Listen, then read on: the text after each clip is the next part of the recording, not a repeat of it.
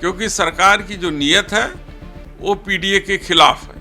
तो मैंने कहा जो पीडीए के खिलाफ आप लोग जिस तरीके से काम कर रहे हैं उसमें उन पीडीए की बस्तियों को भी जल जीवन मिशन का लाभ मिलेगा कि नहीं मिलेगा। जब हमको सबसे ज़्यादा ज़रूरत है तब तो गंगा जी में पानी नहीं आ रहा है। जब बाढ़ आती है तो सारा खामियाजा उत्तर प्रदेश भुगतता है। तो जब हम खामियाजा भुगतने के लिए तैयार हैं तो हम कठिन दिनों में पानी के लिए भी उतने ही अधिकृत हैं। आज किसान मांग रहा है कि सारे पंप कैनाल चला दिए जाएं, जिससे पशुओं को पीने के लिए पानी उपलब्ध हो, जंगली पशुओं को भी पानी उपलब्ध हो जाए। समाजवादी पार्टी के सांसद वीरेंद्र सिंह ने उत्तर प्रदेश जल शक्ति विभाग पर घोटाले का आरोप लगाया है। उन्होंने कहा है कि उत्तर प्रदेश का पानी बाकी प्रदेशों को दिया जा रहा है। उन्होंने कहा कि गंगा का पानी उत्तर प्रदेश में ना देकर यूपी सरकार बाकी प्रदेशों को दे रही है, जिससे उत्तर प्रदेश की किसानों को काफी समस्याओं का सामना करना पड़ रहा है।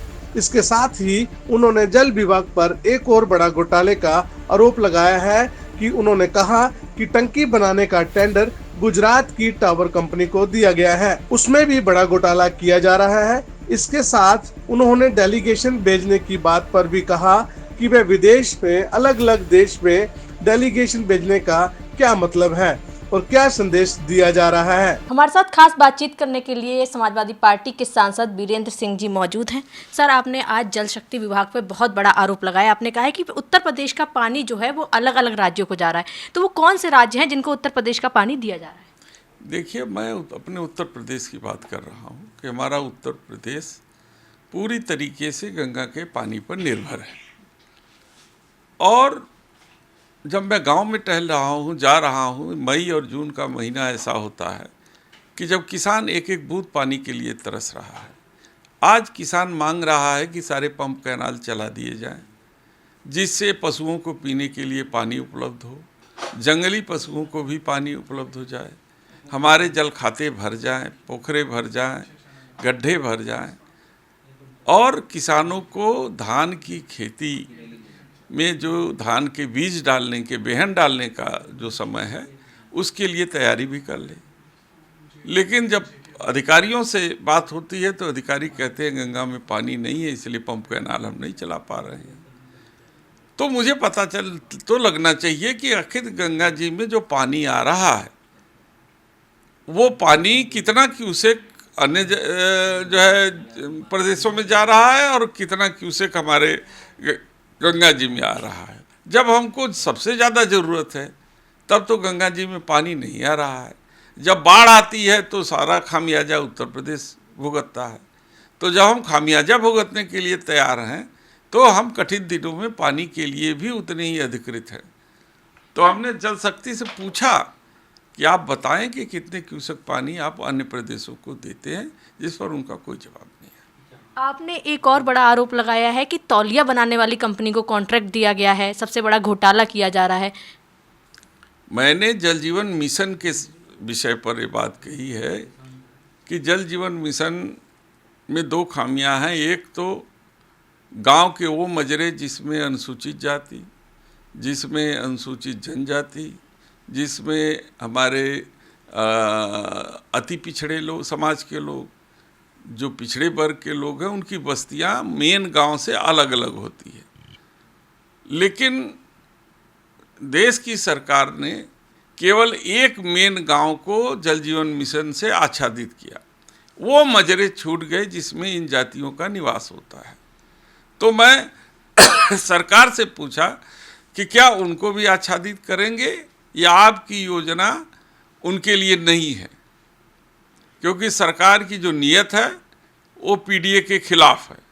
तो मैंने कहा जो पीडीए के खिलाफ आप लोग जिस तरीके से काम कर रहे हैं उसमें उन पीडीए की बस्तियों को भी जल जीवन मिशन का लाभ मिलेगा कि नहीं मिलेगा।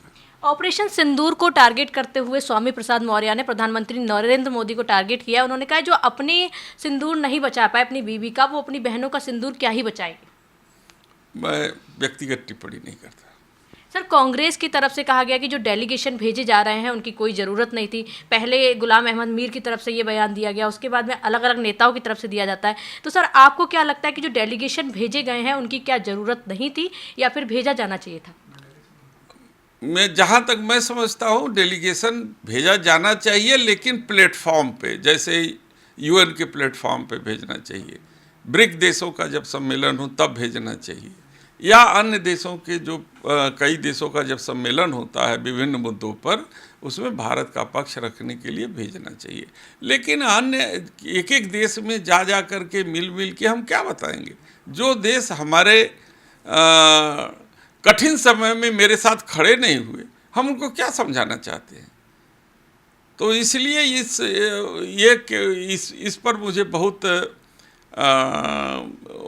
वो नहीं है, क्या नाम, आशा नहीं है कि ये इसका रिजल्ट बहुत अच्छा आएगा।